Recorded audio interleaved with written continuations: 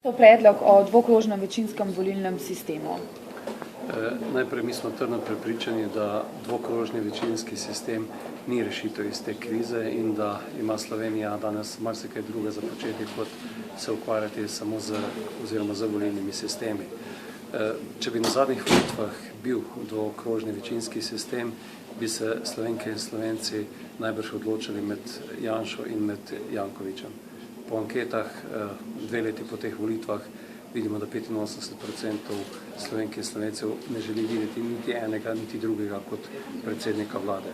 In poznamo in se strinjamo s problemom, ki ga ima naš volilni sistem, da je vpliv volilca premajhen na samo imenovanje in izvolitev poslanca. Kot vemo, so tudi v obtoku, če smem temu tako reči, še drugi predlogi zakonov, okoli katerih bo potrebno razmisliti in kolikor vem, tudi predsednik države predvideva srečanje, kjer bi naj govorili tudi o teh možnosti za spremembo volilnega sistema. No, predlogov je več, torej vsaj 3. Prvega predlaga Pozitivna Slovenija, drugega ZDUS, torej upokojenci, kjer gre za kombinirani, proporcionalni. Tako. Kaj pa SLS bi podprla od teh 3, oziroma imate mogoče sami kakšen svoj predlog? Mi se še nismo opredelili do nobenega od teh 3 predlogov. Podpiramo to razpravo in kot sem že dejal, sklepi, ki smo jih imeli doslej na organih stranke, so takšni, da dvokrožnega večinskega sistema, ki bi po našem povzročil še večjo polarizacijo v Sloveniji, kot je danes, v osnovi ne podpiramo.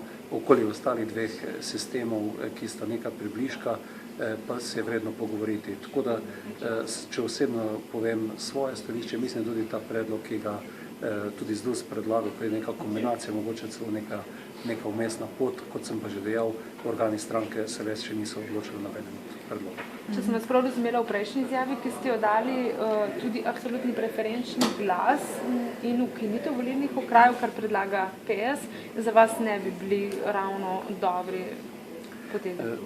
Pomanjkljivost tega predloga, ki je že nekaj časa znan, vidimo predvsem v tem, da bi s tem se enostavno zgodilo to, da bi mnogo okolij ostalo brez poslancev in da bi se dejansko z tem, ko bi se v večja mestna okolja postavljali močne kandidate, resnično v parlamentu izgubil glas slovenskega podeželja, na katerem živi 50% ljudi. Tako da v tem vidimo določeno pomanjkljivost tega predloga, kjer bi se ukinilo kraj in bi preferenčni glasi odločali absolutno o tej izvolitvi. No, nasprotniki tega predloga prav tako govorijo o polarizaciji.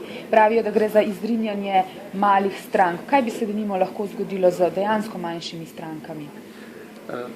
Zelo težko je napovedovati.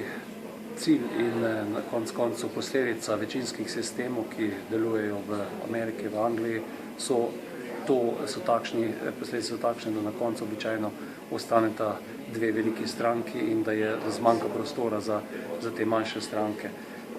Mnogi poznavalci teh volilnih sistemov opozarjajo na ta problem v slovenskem prostoru, kjer se, mislim, da kar večinsko že sedaj strinjamo, da ta naša demokracija še ni povsem dozorela in da je v takšnih nezrelih demokracijah ali pa demokracije, ki še rabijo nekaj let, včasih takšen korektiv potreben, da ni zgolj glas in pa brutalnost neke politične opcije tisto, kar bodo ljudje spremljali skozi naslednja 4 leta. Vemo tudi za pomanjkljivosti, da lahko tudi večja koalicija postane talka manjše stranke, tako da kliče zadeva k treznemu razmisleku. Še enkrat več pa mislim, da v tem trenutku tisti, ki govorijo, da bomo z volilnim sistemom rešili Slovenijo, mislim, da ne prijemajo bika za rogove na pravem koncu. Če vas nekako prav razumem, bi bili na prvo žogo še najbolj blizu razmisleku o kombiniranem volilnem sistemu. Kot ste dejali, to je bilo na prvo žogo, o tem bo potrebno še temeljito razmisliti in enostavno potem tudi na organih stranke predebatirati zadevo. No, sama sem pa prej razumela, da Slovenci nekako še nismo zreli za takšno politično ureditev, kot bi lahko bila iz tega dvokrožnega večinskega volilnega sistema, torej samo 2 veliki stranki. Če gledamo, kako danes ena koalicija sprejema nepremičninski davek, mislim, da dokazujemo, da še nismo zreli. Dobro,